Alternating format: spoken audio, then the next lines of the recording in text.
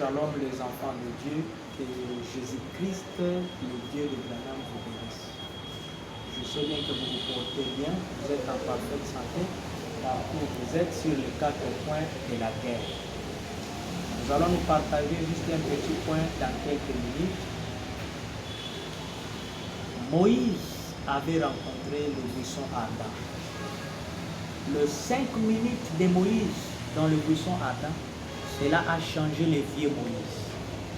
Le vieux Moïse a fait l'expérience qu'il n'a jamais fait de toute sa vie. Les 5 minutes qu'il a passées devant le buisson ardent, Moïse était devenu lui-même le buisson ardent. C'est parce qu'après cette expérience, 5 minutes devant le buisson ardent, le visage de Moïse commençait à briller comme le soleil. Oui, cela brillait comme le soleil. Quand il montait de la montagne et quand il revenait, oui, c'était un buisson ardent, un homme. Parce qu'il a rencontré le buisson ardent lui-même. La voix qui lui parlait, Moïse ôte tes sandales, frère Moïse. Car le lieu dont tu te tiens, c'est le lieu sacré. C'est la mission que Dieu veut que chacun de nous puisse devenir un buisson ardent. Paul était devenu un buisson ardent. Pierre, jusqu'à tel point que quand il se tenait là, l'ombre de Paul guérissait les malades. Juste l'ombre.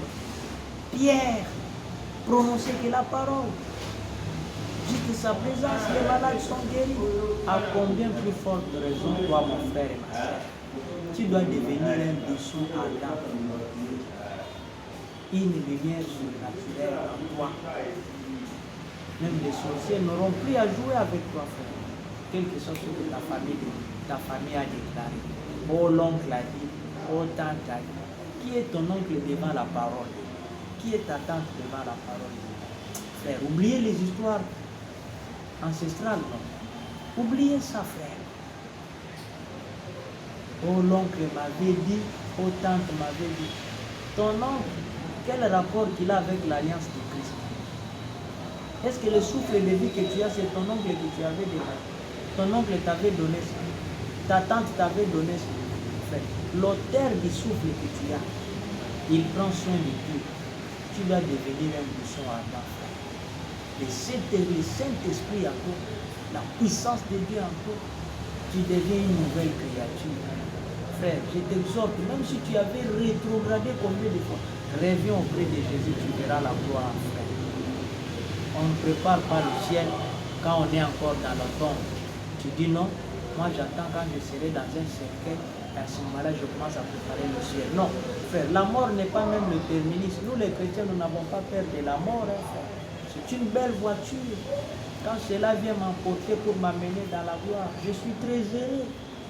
Hein? Et je vais vous dire, dans un drôle de personnage, paragraphe 138,